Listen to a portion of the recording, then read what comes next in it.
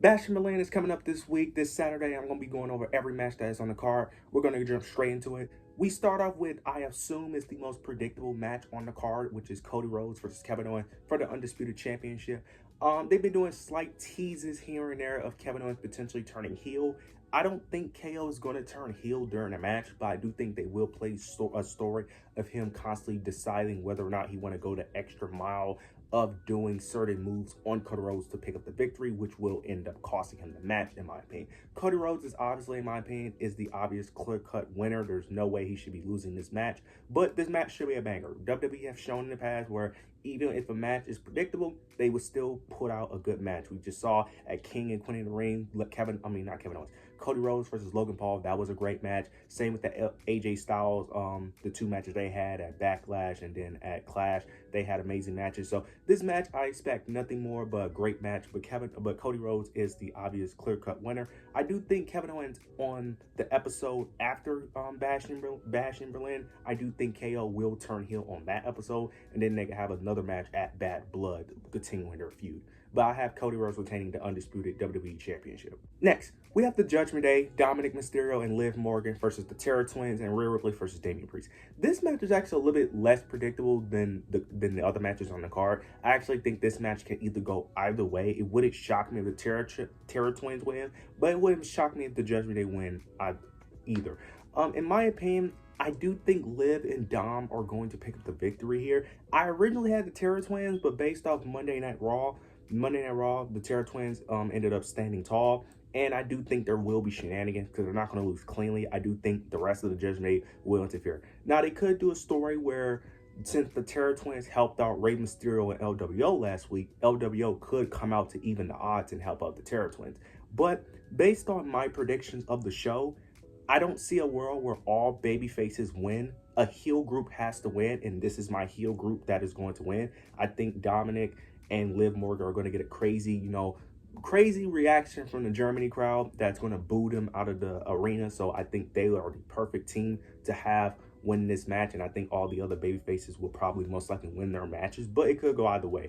But I think it'll tell a better story of Rhea and Damian constantly chasing after the Judgment Day to finally get their big victory as well. So I do think it will be shenanigans from the rest of the Judgment Day. I think Finn Balor will be the reason why Liv and Dom end up beating the Terror Twins. Now we got Unholy Union versus Bianca and Jade Cargill for the WWE Women's Tag Team titles. This right here is very cut and dry. I'm going to just say it's going to be Bianca and Jade. I was originally going to go with Unholy Union, which was going to originally change my pick of the mixed tag match, but I just don't see a world where Bianca and Jade lose. Now, some people are saying this could be the start of the eventual turn, but typically with Triple H, he does long-term storytelling.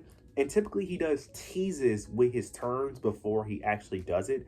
So I don't see a world where Jade or Bianca turn. Now you could say this could be the start of them teasing it, but I think they would start teasing it on a SmackDown than a pay-per-view, in my opinion. So I do think Unholy Union will end up losing this match. I do think interferences will happen. I think Blair Davenport will come in and try to help Unholy Union. But I think Naomi will be the equalizer and ends up helping them retain those WWE Tag Team titles. But then afterwards, I think as Jade and Bianca hold those tag team titles, they will slowly build on the dissension of that group in either Jade turning on Bianca or Bianca turning on Jade eventually. But I do think we will have new WWE Women's Tag Team Champs in Bianca and Jade Cargill. Now, we have CM Punk versus Drew McIntyre in a strap match. This match right here, I'm excited for. Now, I know it's supposed to be like a 4-corner stretch match where each opponent supposed to hit the 4 corners. I never seen this style of match, so I'm very interested to see how this plays out. I know a lot of people don't like the stipulation, but it's very obvious why they did this stipulation. This stipulation is just here for them to just go to Bad Blood to have their Hell in a Cell match, most likely. But also, too, this is also to build upon that Bad Blood match because I think CM Punk will be the winner. I think he gets his payback from what happened at SummerSlam, and CM Punk ends up picking the victory. But I do think that since he doesn't pin Drew McIntyre, that would be the catalyst for them having a third match. After CM Punk ends up picking up the victory, I think during his Monday Night Raws, Drew McIntyre will constantly mention that Drew that CM Punk has never pinned him, so he really hasn't beaten Drew McIntyre, and then that will lead into the third match at Bad Blood.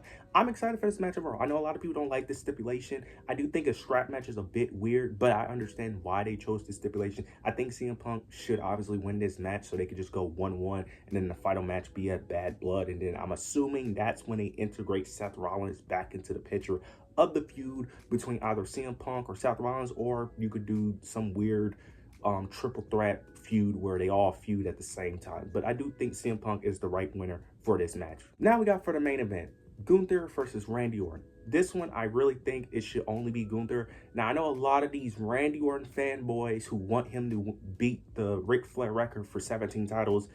Y'all need to calm down. It's obviously Gunther. Y'all need to slow down.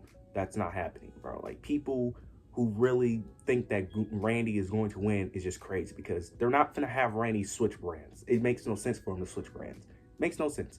Keep Randy on SmackDown. We need Randy on SmackDown. Raw doesn't need any more talent. Raw is fine. Raw doesn't need any more main event talent. SmackDown needs more main event talent than Raw. So they're not doing it. It just doesn't make sense for Randy to win. This is to elevate Gunther. People who are mad that Gunther is going to hold it, even though he only held it for he hasn't even held it for a month, I don't think so. So people are already complaining about that. It's like, I get that you want Randy to win, but Randy is just at the point of his career where he doesn't need big victories. I don't understand why fans can't grasp that through their head. Like, they just want certain wrestlers to always be immortal, to always win. It's like, Randy's at the point of career, he doesn't really need to win big matches. This is to elevate Gunther, is to put Gunther in that main event scene, to solidify him in the main event scene. Only makes sense. I do think Gunther will win here. Now, it's just about how he's going to win, because Randy Orton is one of the most protected superstars. Because people love to complain about him losing every PLE, but they never mention how he doesn't lose cleanly and how he doesn't get pinned. Because every time he's in a PLE, he's always in some type of tag match, or he gets cheated. Typically, he doesn't get pinned, and when he does get pinned, he always gets cheated out of the pin. So I'm very interested to see how they play this route. I think Gunther needs a clean win. They may end up pulling an injury angle like they did at not in SummerSlam, at King and Queen in the Ring. They may end up playing an injury angle. But I do think Gunther kicks out of RKO. I do think they have Randy Orton RKO Gunther, but he kicks out this time. And I do think potentially, I don't see it happening, but a hot take, they may end up bringing out the punt kick for Randy Orton. But I don't think he's going to hit it. I think they just have Randy go to that dark side of him, because he wants to win the World Heavyweight Championship, but Gunther ends up, of course, moving out the way and end up finishing the job. But I have Gunther winning.